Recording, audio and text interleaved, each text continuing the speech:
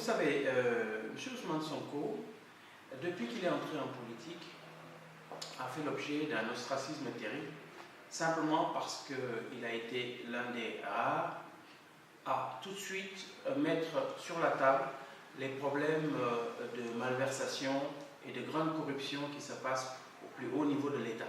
Il a commencé en cela par l'affaire Petro-Tim, ce qui lui a valu d'ailleurs d'avoir été exclu de la fonction publique.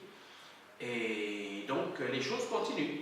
Il a mis sur la table également ce problème de titre foncier qui visiblement a fait l'objet de malversation. En tout cas, c'est ce qu'il a affirmé très clairement.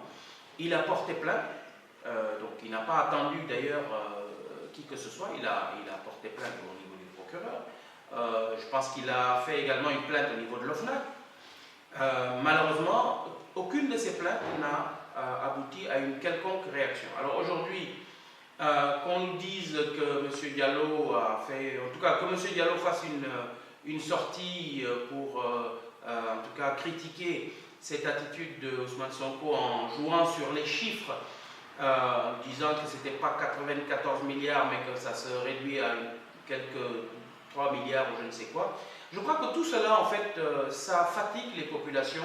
Ce n'est pas ce qui intéresse les populations. Aujourd'hui, ce dont on a besoin, c'est d'avoir un état de droit. Un état qui, lorsqu'il y a des problèmes, en tout cas des problèmes supposés, les autorités en charge de ces questions puissent les prendre en main.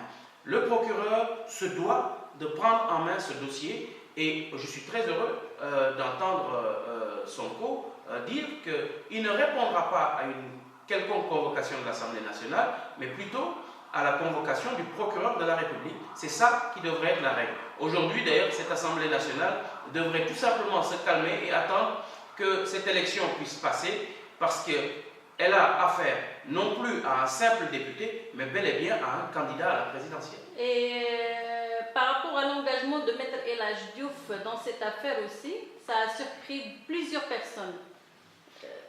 Oui, alors Maître El Hadji Diouf, il est un peu coutumier du fait d'être dans des situations de buzz, comme on dit. C'est un peu quand même compliqué de voir quelqu'un qui s'engage à défendre l'État, je crois, sur cette question-là, et qui en même temps vient se positionner comme membre, en tout cas, d'une coalition qui est censée être une coalition d'opposition.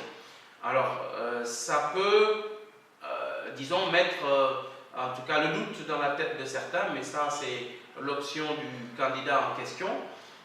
Pour ce qui nous concerne, en tout cas, je crois que les populations ont vu que les membres de notre coalition sont réputés comme des incorruptibles et comme des gens qui vivent selon un idéal.